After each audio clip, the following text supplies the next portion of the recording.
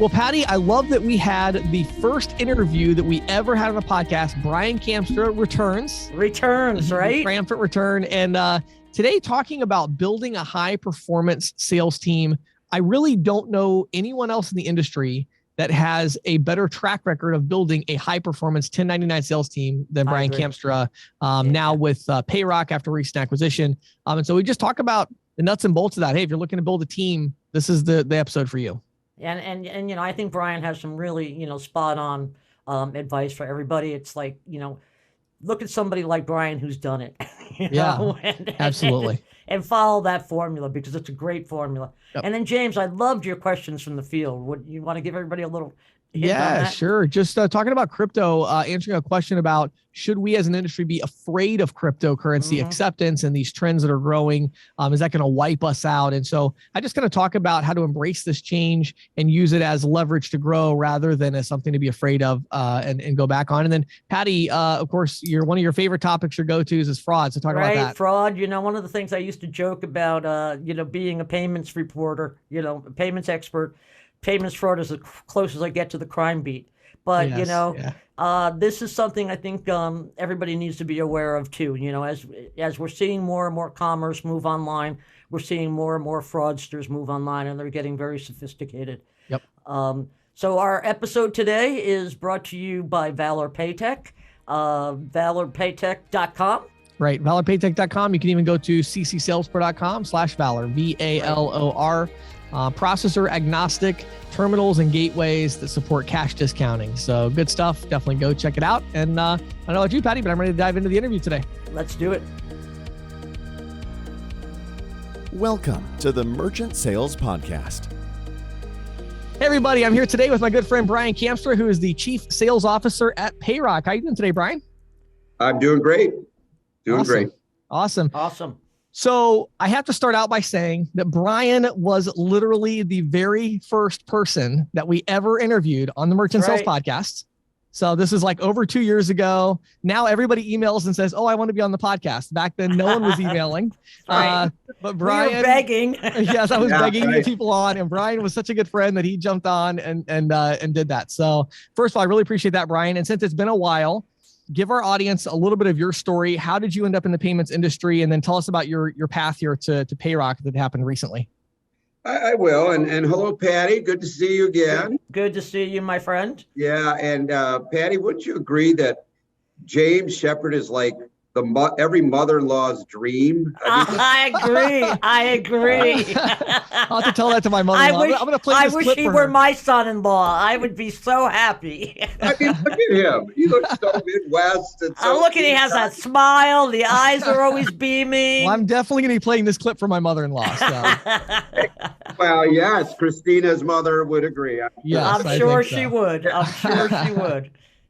You know, James, I don't make any bones about, you know, life from my view and my lens. I'm a person who believes that nothing happens by accident. I'm a firm believer in destiny. Yep. And you and I've talked a lot about that. Yes. But that's my path here to the payments industry. I picked up a hitchhiker back in 1975. It goes way back. When you could pick up hitchhikers and not worry. Back then, we picked them up and we hitchhike. I don't think it happens anymore, right? No, I doubt it. I picked up a hitchhiker. I was a senior in high school. I'll spare you all the other details, but it just so happened that he was looking for a keyboard player in a jazz rock band that he was starting. And we had just struck up a conversation while we were in the car.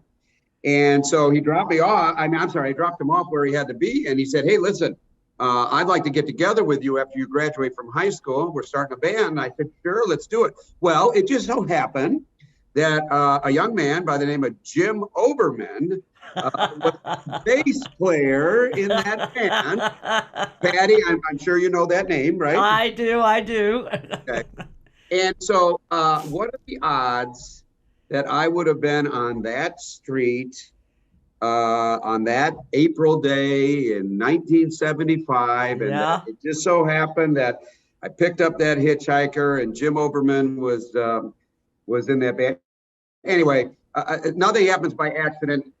Jim and I have been best of friends for 45 years. We've raised our children together. We have buried our fathers and mothers together. Not an easy task, but we've done it together. Right. We've played music together for over 25 years. We were neighbors. We are on several boards together. And James, that's how I got in to the payment industry.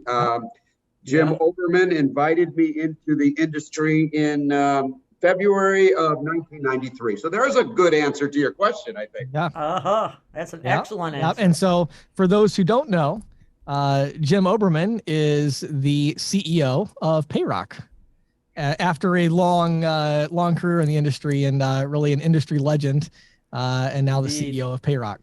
So it's amazing. Tell us more about that story of how because I know you've been friends forever, but now you're business partners. I mean, tell us about that. And James, you and I have gotten to know each other well, and I've told you bits and pieces of it. Jim worked with NPC. Well, actually, he's the father of the leasing business. Right. Some of our viewers, James, have Jim Oberman to thank for funding their leases for all. But anyway, so he went to work after he sold the leasing company. He went to work with NPC, Vantiv, right? Worldpay, that whole group. Did a lot of risk stuff there, and then of course made his way to Retriever Payment Systems, the original one. I'm talking the original one back from 1986, 87. And so I always say that in 1999, although I got in the industry in 93 because of Jim, in 1999 I did start with Retriever Payment Systems. Jim was there, and we started working together. Then our paths just kind of went different ways.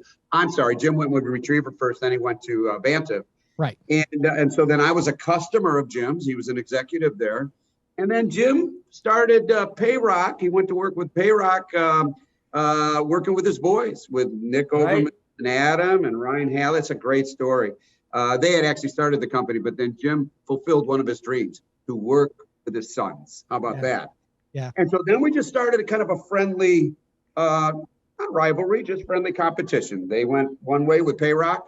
I was going another way with Retriever Merchant Solutions. And James, in March of 2021, dream came true. Payrock, of which Jim is CEO, bought my company, Retriever Merchant Solutions, and we are living the dream together. Yeah. Yeah, I love it. The band is back together. I'll put it that way. That's right. Yeah. The band is back in town. That's I right. love it. So Brian, our topic today is how to build top performing merchant sales teams. And I definitely have to say, I've been to a lot of events in the industry and, consulted and trained. And I mean, your team that you have built through Retriever, now with Payrock, is really extraordinary in terms of just the level of, the number of top performers you have, the production levels and all of that. So, that's established for those who don't know. And that's why I asked you to join today for this topic. So I really want you to go way back though. So, okay, you start out in the payments industry. At some point you decide, okay, I'm going to start this 1099 sales team. Tell us about that. How did you get started? What are some tips that you would have for people that are like, okay, I want to start a team? Like, what did you do to kind of found this thing and get it moving forward? Yeah, I started as running an office for Jim in 1994. I was an independent office, but in 1999, James, and you would know this, I had a nervous breakdown, fetal position and the whole deal. I don't mind saying, but so I kind of, that's a key, and that's an answer to your question, because I kind of got out of everything. There wasn't much I could do. Those out here listening to me understand depression and anxiety. I understand that world. And so I couldn't do a whole lot, but in the spring of 1999, I felt like I was to reengage. And so I did start Retriever Merchant Solutions in September of 1999. And now to answer your question, I decided, look, I'd rather have a little out of a lot than a lot out of a little. Back then, processors were taking a lot from sales reps. Patty, you would know a lot of that stuff. Oh, yeah. And I just decided, well, you know what? I'm a sales guy. And frankly, I didn't need to have a sales office. I could do 20 to 25 apps a month. And so I went out there, I started doing applications. I decided that if there were some sales reps that wanted to come along with me, I would pay them most of what I had, again, a little of a lot. And, that paid off because when we sold Retriever Merchant Solutions, we had a little out of about 30,000 merchants. So not a bad deal there, but we set it up so that salespeople could just sell. And that's the long and short of it, James, back in the early days. That's how we started. Yeah. Yeah, I like it. Well, what about growing? Okay, so you dive into, I just want to dive into the mechanics of growing the team, okay? So obviously we all know how competitive this industry is. I mean, and, not just in terms of merchants, but in terms of getting agents. Yeah. What do you think agents are looking for today? What are some of the options they should or should be considering when signing up with another an upstream partner? Yeah, I mean, I great question. I mean, I'm not an expert witness for that question, but I certainly have 21 years of experience. Right. So I have my perspective, Patty, and what do I think agents are looking for? In my experience, they want a home. They want a home. They want a family. I know that sounds kind of corny, but that's what I wanted. I can say this. I think I can say this on this podcast. James, just edit it out if it's not. If I shouldn't say that. The road or the expressway in this of life in the bank card business is strewn with bodies that have been screwed by processors. Yes. Now, there's a lot of good processors. Don't get me wrong, but there's a lot of companies that have not done well by sales reps. And so I wanted to create just a home, a family. I wanted to create a place where there's trust, and there really is. I mean, I love it how people, you can throw integrity around, but you better live it if you're going to throw it around. Right. And so that's what I think reps are looking for, Patty, and that's what we've done. I'll just say one last thing about it. I mean, again, it sounds corny, but in 20 years, and we could talk maybe a little bit more about this as you ask more questions, but in 20 years, I can count on maybe 1.5 hands of sales reps that have left us. I have incredible, and by the way, when we sold, we had about 150 to 175 active agents. So it worked. I mean, there was a few, don't get me wrong, there's a few, but, and we have a lot of tenured employees, and we always like to say, once again, I'm up front, I'm saying, it sounds a little corny, but we always like to say that we are a place, Retriever Merchant Solutions was, and now PayRock is, a place where, and I'm just gonna say it, I'm gonna say it like it is. We're a place that we pray together. We're a place that we cry together. We're a place that we bury people together, and we've had to go through things like any family does. We're a place that gambles a little bit together, and we're a place that we make a hell of a lot of money together. And that's, Patty, I hope that's an okay answer to your question, because that's my perspective on what reps are looking for, and that's what we have made available. Well, that's a great answer, and it almost kind of I had a sort of a follow-up question I was going to ask that you kind of almost answered, but I'm going to just sort of twist it around a little bit, and that is, good. A lot of ISOs are out there and they're signing up agents, and they end up spinning their wheels. The agents really aren't doing anything, right? So how, what's the process to get these guys out and boarding merchant accounts? And I would suspect that it's different for, say, the green agents versus the experienced agents. What do you need to get those guys out there and on the street? What do you need to do? Yeah, and you're right. I mean, we love experienced agents, and we do a lot with that. We have a lot of experienced agents that have experienced exactly what I talked about, that had just it has gone well. So we do have a lot that have come our way that want a home. They want a place that they can trust that the residuals are going to be paid for. But I like the green, what you're calling the green agents. So let me start by saying we're not a fit for everybody. Mm-hmm. And so I start with that. Either I'm interviewing or one of our recruiters. Eventually, it'll get to me to sign off on it. But so I will say to people, look, here's the good news. If you don't come to work for us, we're not going to go broke. But guess what? You have a lot of options. So this is a good conversation to have. Let's see if it's a fit. Mm-hmm. So that's the first thing that I try to do. Right. And if there's a fit, we kind of know what works and what doesn't. How do we get them going? Well, you've got to orientate. We have an incredible sales training program. James, you mentioned Rich Norton. Yeah. And I think he's been on your show, right? Yes. On the podcast. Several times. Yep. He's like the eighth wonder in the world. I mean, he's amazing. Yes. But he's got an incredible training process that he has his newer reps go through. So, we do that. And then Patty, our secret sauce is we train them. And then we have what was called an RM model. It's a relationship manager model. Mm-hmm. We have relationship managers that are basically personal assistants to our reps. I want our reps to do nothing but sell. I don't want them to worry about anything else. Mm-hmm. And so we have personal assistants that take the applications from cradle to grave, if you will, mm-hmm. start to finish. Yeah, sure.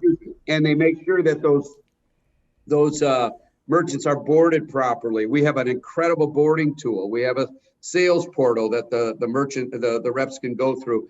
We have a great residual system, and we have incredible group leaders. And this is the key. We don't just take them in and throw them out to the wolves. Mm-hmm. We take them in, we usually place them with a group leader who is a 1099 group leader, by the way, somebody who's got skin in the game. And they get a lot of training. We put them in a car within a week usually. And that's the key. You can't train, Patty and James, you guys know this. I think a lot of people make the mistake of trying to train green new sales agents over the phone or Zoom or this or online. Or online. It doesn't work. It's a part of the process. Right. But you got to get them in the car and show them how it's done, and then hold their hands through the ups and the downs and the highs and the lows. Yeah, I love it. I love it. So one of the things I want to follow up on here, Brian. So, you gave a lot of context there for kind of that the green agent. And we've talked about this many times in the podcast that, this idea that, hey, let's recruit 50 green agents. Let's give them a webinar and see what happens. I can tell you what's going to happen, not much versus, screening heavily, getting them out in the field. So I get all of that. So let's talk about the experienced reps. So there's a lot of reps listening right now who are, 4 to 6 a month, in that range. Right. And, for a lot of reasons that we both understand, but, they're at 4 to 6. Two questions, I guess. Number one, what would you tell that rep? How do you help reps like that get to the 10 or 15 to 20, right. that range? And what would you tell the sales leaders, what should they be doing, which kind of goes along with this to get these reps up? So give us your thoughts on that. Well, I'm smiling when you started saying, what would I tell somebody who's doing 4 to 6 a month? First of all, I would say thank you for being here, because James and Pat, I got to go to Patty on this one. Patty, we used to live in the day when we had a sales rep that was doing, 15 to 20 deals a month. That was common. Then we went mm-hmm. to a period when if you had a sales rep doing 10 deals a month, you had a good sales. Happy. Yep. Now, you know what? If somebody's doing 3, 4, 5 deals a month, I'm saying thank you. Thank you for being here. We're glad that you're here. But I do tell them, look, you got to let's try to get you up to 10. So I'm smiling because the first thing I would say is Goya, get off your, and I won't say the A word. and because here's the deal, I would say to these folks, look, there has never been, and I say this to both, to experienced and to green agents, new agents, we'll call them. There has never been a better time to sell bank card than right now. Both of you were around in the EMV time. That was great. But this whole cash discount. We won't say whether it's compliant or non-compliant. We're not going down that road, of course. But this whole cash discount surcharge era is phenomenal. So what I'm saying to these folks, first of all, yes, Goya. I'm saying now is not the time to take long vacations. Now is not the time to take naps. You have a 2 to 3 year window here where you need to work as hard as you can, because one cash discount deal is like 4 the old-fashioned way as far as profitability goes. Right. And then the other thing that I do, you guys, is it's not just Goya. I mean, that's kind of cold and sterile, if you will. True. But no, we have a lot of sales incentives at Payrock. For a lot of the experienced reps listening to us today, boy, I'd like to hear from you, because we have incredible bonus programs. We have incredible rewards trips. We have a call center that sets leads. We have a lot of tools that will assist. It's not just Goya. We have a lot of tools that will assist them in their endeavor to going from 4, 5 to 10. Love it. Love it. Hey, one thing I just got to kind of insert here and follow up on. So I did a segment several weeks back on the podcast, Brian, and I was talking about my concern that in the industry as a whole, a lot of these agents and ISOs are aligning themselves with kind of upstream partners, like, I won't name names, but it's the biggest shops out there that are publicly against cash discounting. They're publicly opposed. They kind of want to turn a blind eye.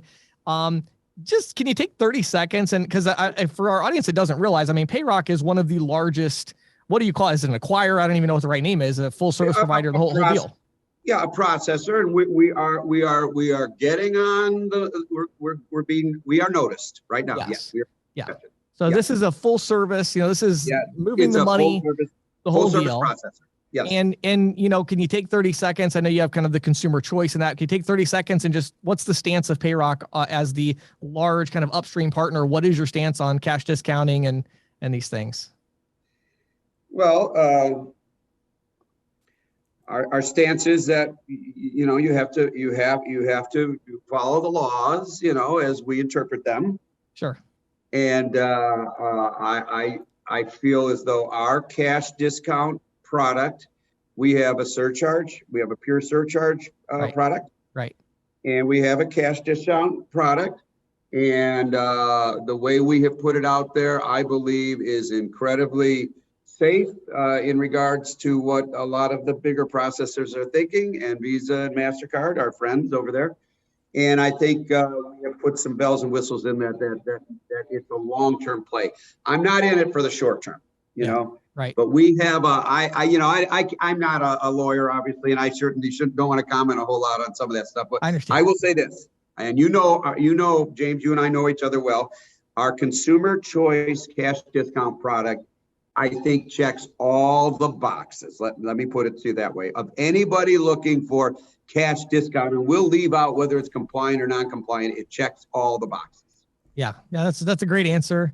It's interesting to me, and we're actually going to do some follow-up podcasts with James Derby from Payrock as well, talking about actual Payrock compliance and the dual pricing. But I will say, of the cash discount programs out there, pretty cool, actually, the consumer choice with the dual pricing model. So if you haven't checked it out, I would really encourage you to do that. So we'll move on. But yeah, I just wanted to throw that out there because I do think it's pretty. I was impressed actually when I went out to your annual event, and saw that. So that was pretty cool. Okay, so last question here, last major question.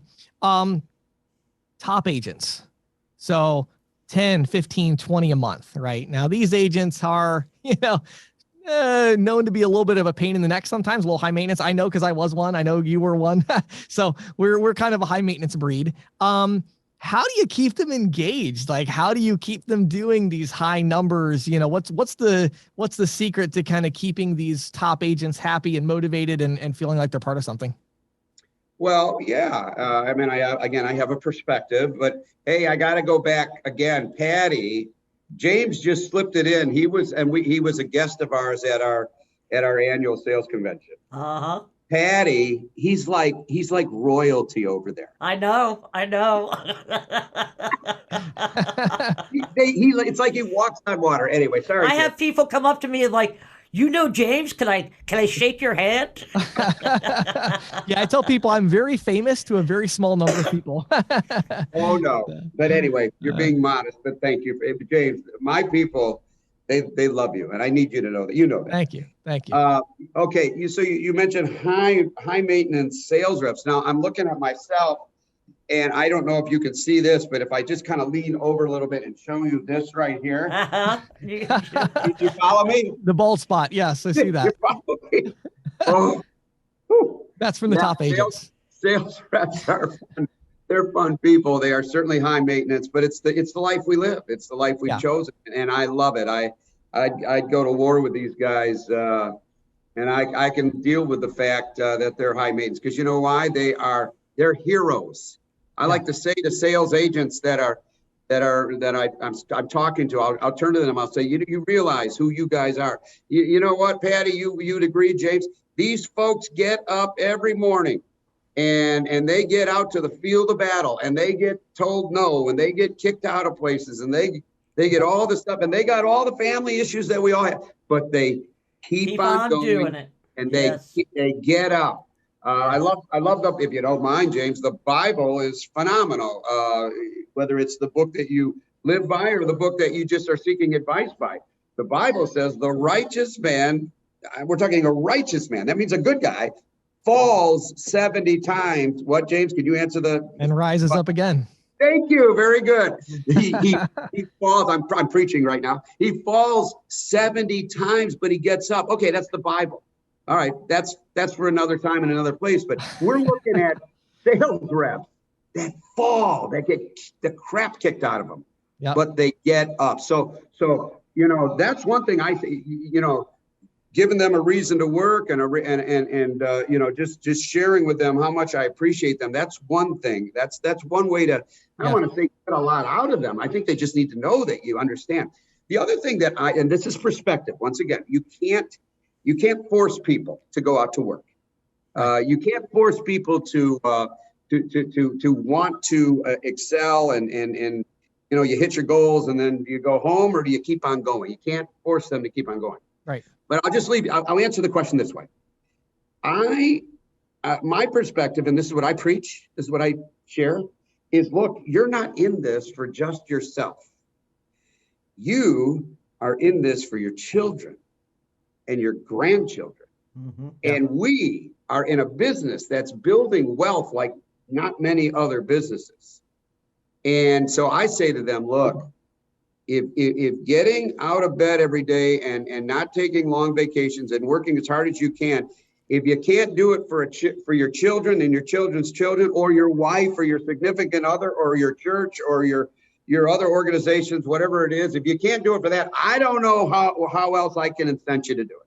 Yeah. Right. And so I talk a lot about legacy. That's the reason. Mm-hmm. Mm-hmm. Yeah. Because you have to have that. And like we talked about Rich Norton, one of my favorite words that he uses is residualitis. Okay. Where the agents, the top agent, they get to, everybody has a different number. I'm always amazed. I'll talk to some agents, they're making $8,000 a month in residual, and that's it. Like they never want to work again, and then other agents, it's like, they have to hit $50,000 a month. And so everybody has kind of their number. I'm just curious, Brian, any kind of final tips about, to the sales leader that's, I talk to them all the time in our industry, they've got, their 7 best producers from the last 10 years. None of them are selling anymore. They're all residualitis. And then I talk to a lot of these agents, and quite frankly, they're miserable. They're not doing anything. And any final tips for the sales leader? How do you motivate these people to like, hey, let's wake up, like, let's go. What do you do? Get back out on the field. Yeah. Well, again, my smart aleck remark is, well, keep them broke. Yeah.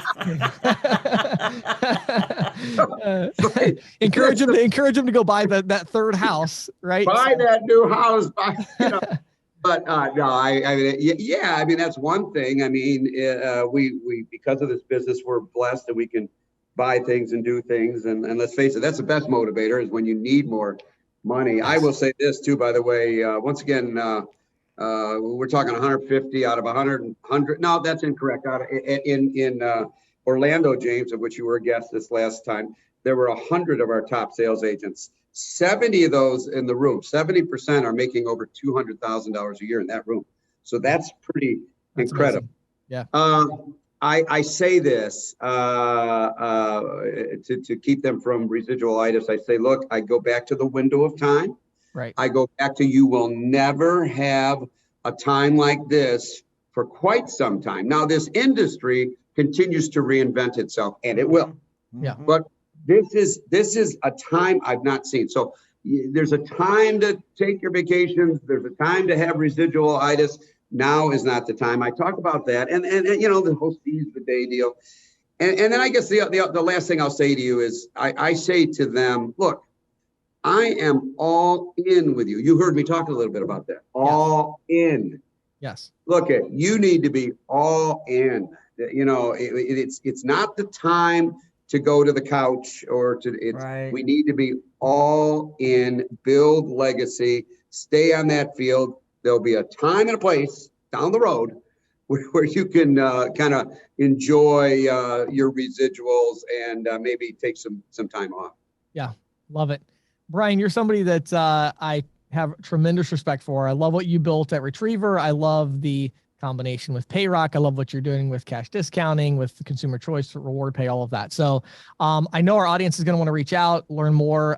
They may not have, you know, I talked to a lot of people that still are kind of like, PayRock, what's, you know, because that brand, I mean, is relatively new.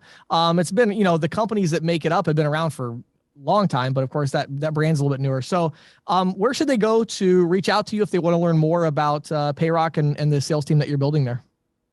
Yeah. And by the way, I'm going to say that this is, you know, anybody could be on your podcast, James, and say the same thing that I'm saying. But I say it with 20 years of conviction and with 45 years of relational experience and time spent with Jim Oberman and all the folks that I know at PayRock. I believe that PayRock is the greatest sales organization there is. And I think we're kind of the last safe place for the smaller independent sales rep, smaller groups. And that's number one. Number two, and thank you for those kind words, James. Right back at you. Patty, man, I'm so glad to be looking at you here. So thank you for your service to this industry for what you say, 30 years or so, or actually 40, but 40. We're not counting. I'm a little bit older than you. Yeah. Well, thank you, Patty. Thank you for me and my pleasure. Thousands of others for what you've done. And so, James, I would love to hear for some folks that are interested to see if they're a fit with PayRock. And so you're looking for my email. I'd like to give you my personal email, if you don't mind. So that's okay. Yeah, that's fine. Sure. Go for it. Okay. Fine. All right. So it's Brian, Brian, Kamstra. Brian Kamstra, and that's KAMSTRA at PayRock. PayRock is PAYROC, not with a K, payrock.com. Brian.Kamstra at payrock.com. Awesome. And we'll make sure and put that in the show notes as well. Okay. So people can get that. So Brian, I know you're so busy. You guys are just building and growing this PayRock thing. And so I really appreciate you taking the time to join us. And again, I appreciate you coming back after being our first ever guest on the Merchant Sales Podcast. It's about time we had you back on. So thanks for joining us. And we've come so far in all this time, and as have you, my friend. Well, thank you. It has been a pleasure to spend some time with you guys. Great. Have a great one. You too.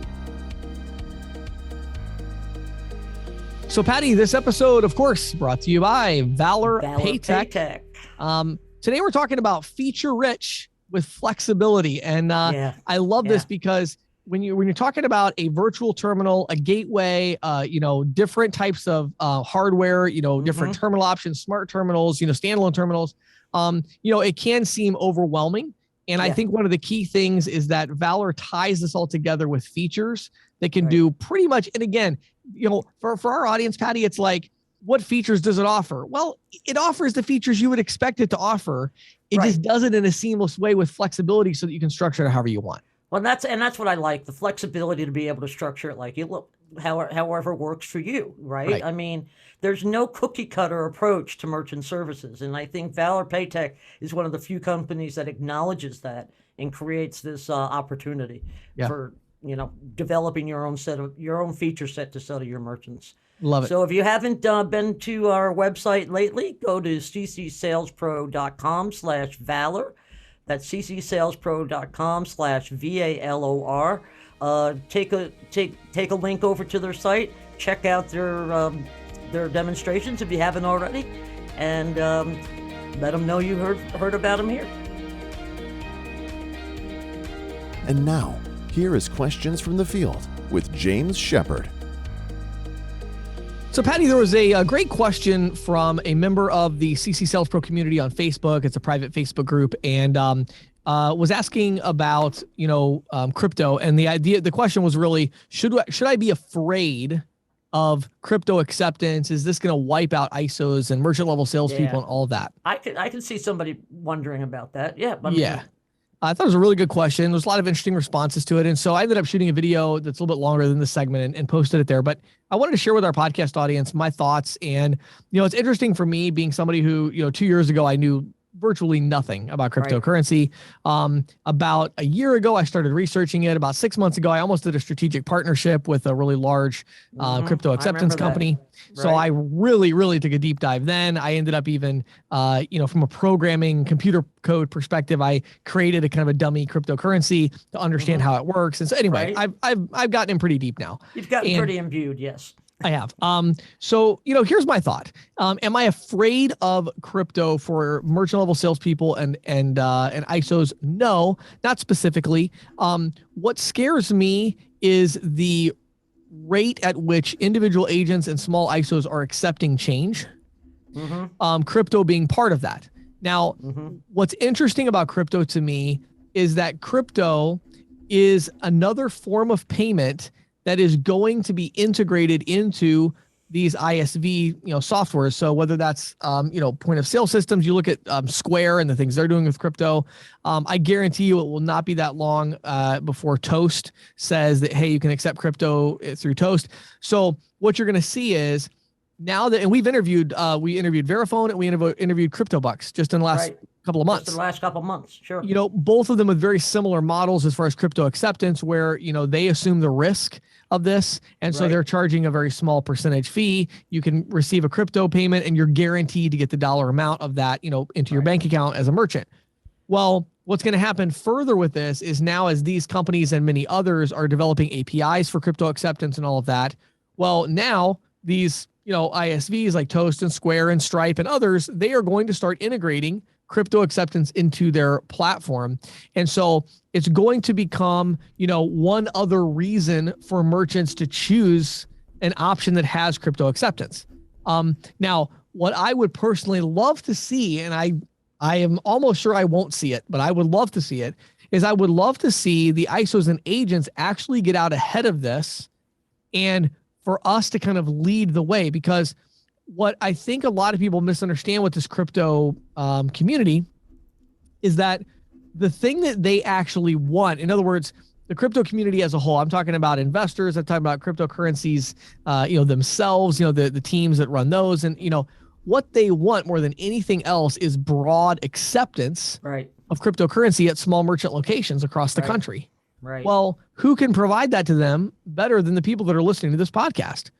And they're, and so, but the problem is if we're too short-sighted, we're going to say, well, we should just hold off on that and not really think about that or not worry about that. And I think that's an okay strategy for the next 12 months. I really do. I don't think we're going to see it being a huge issue, but I think 24 months from now, I think merchants are going to look at it similar to the way that they look at Apple Pay right now. Yeah, I agree. Yeah. And it's going to be kind of like, well, yeah, that's that's not like 40% of the transactions, but it's a big enough chunk that you do need to be able to accept Apple Pay. I mean, if you're a merchant today, there's a pressure to where if you didn't accept Apple Pay or Google Wallet, contactless payments in general, that would be a problem. And you'd kind of be like very aware that you're behind the times with payment processing and you need to accept it. Right. Well, crypto is going to be at that same place, I think, in 2 to 3 years. I agree. So I think you've got a couple of years to figure this out. But what I would start doing as an industry is let's start putting some pressure on the processor agnostic point of sale solutions that we all love and use, and even the ones that are processor specific. Whatever technology you're selling, let's think about and start talking to them and putting pressure on them of, hey, which crypto acceptance platform are you going to integrate with? Yeah.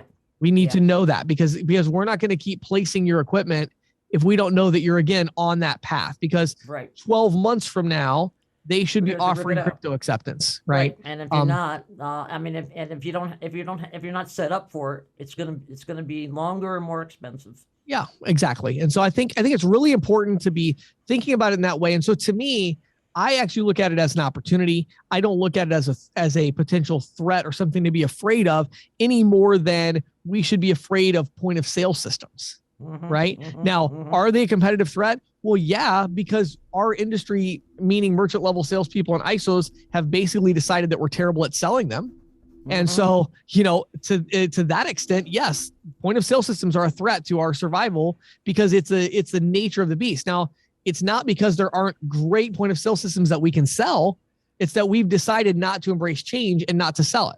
So crypto is the same way. I think it's an opportunity to embrace something new, to reinvent. And one last thing I'll say about crypto, and I've mentioned it before in other segments, but the PR potential right now of crypto acceptance is so big. You could get your merchants into the local newspaper with an article because they accept cryptocurrency. You yourself, you're like, oh, I'm an individual agent. I'm out knocking on doors. Well, would you like to have a really nice article on the front page of your local newspaper? Yeah, I could see. I mean, I live here in Frederick. I bet you, that especially because the local newspapers are dying for local news to report. Yeah, they are. And if you send a press release out and you say, oh, I don't know how to write a press release, it's easy. Go what, if you Google don't know how to, call me. I'll there you go. You this is the thing Patty could do. Patty could write one for you. Absolutely. Yeah.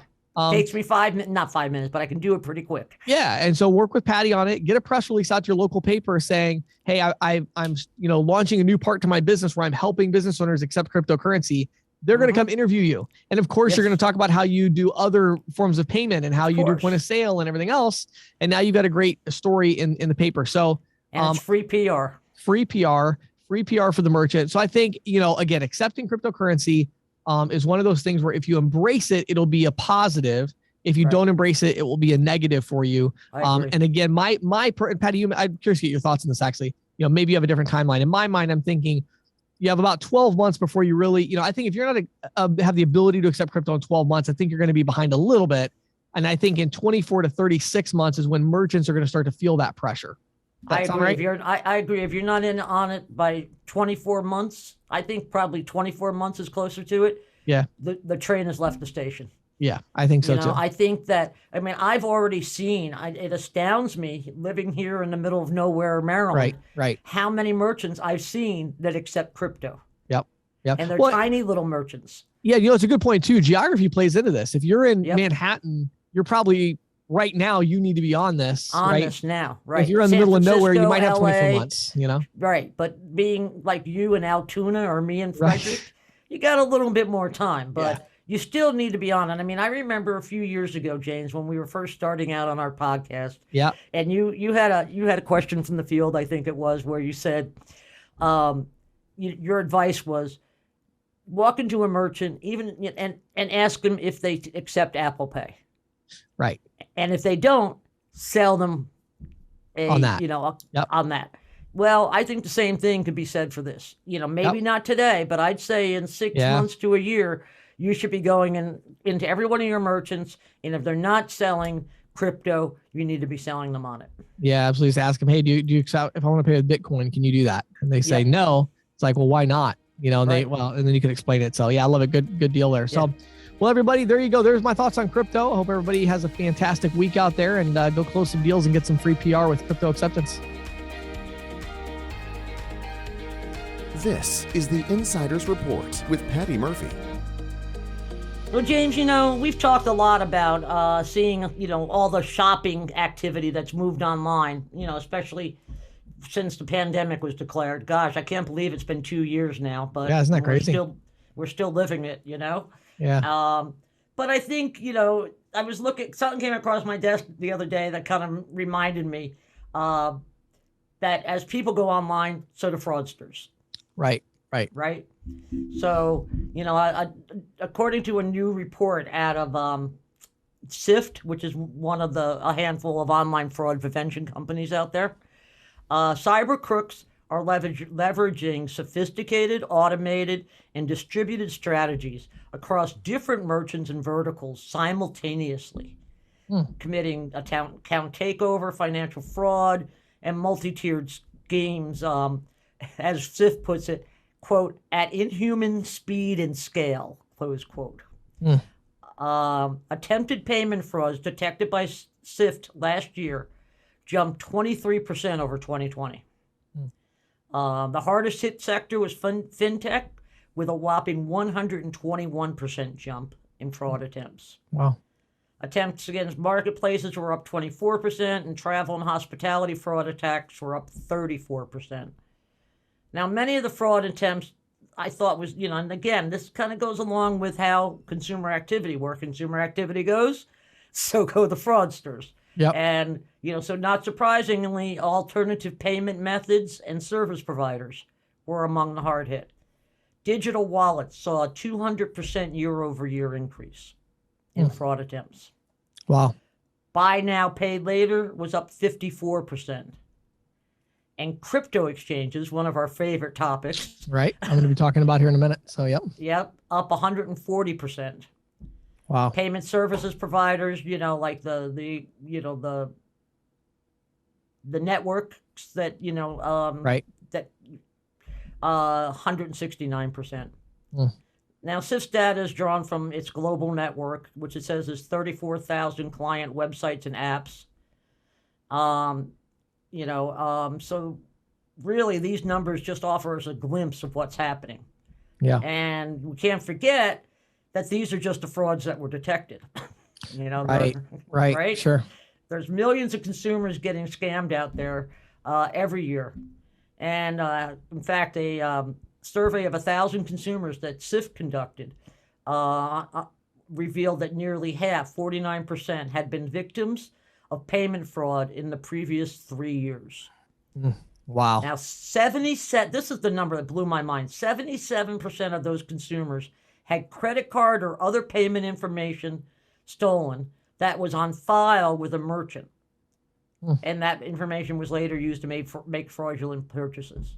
Sure. 60% said they had experienced financial fraud more than once. 25% are very or extremely concerned about it happening again. And another stat that really stuck out for me, only 21% of victims said they were notified by the merchant. Were not notified by the merchant, rather. But instead found out, on their own or from the card issuer. Yeah. And this tells me that online merchants, they need to be doing more to detect and mitigate fraud. Fraud-fueled merchant abandonment is high. 3 out of 4 consumers said they would permanently stop shopping with someone if they had been compromised by fraud because of that merchant.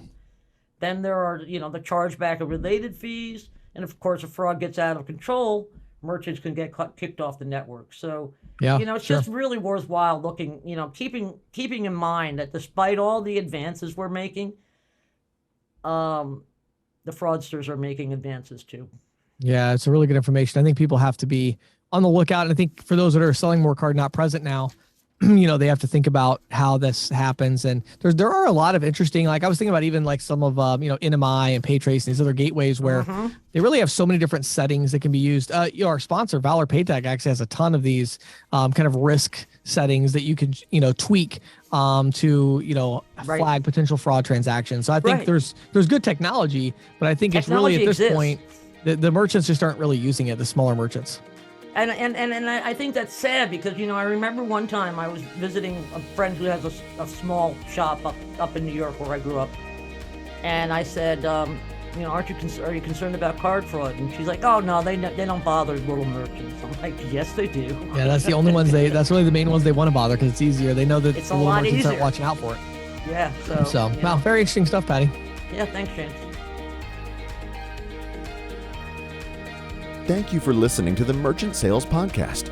Whether you are an industry veteran, processing executive, or just trying to learn about the payment space, we appreciate your time. The Merchant Sales Podcast is a joint production of greensheet.com and ccsalespro.com. And we hope you will tune in next week for more information and tips on building your merchant services business.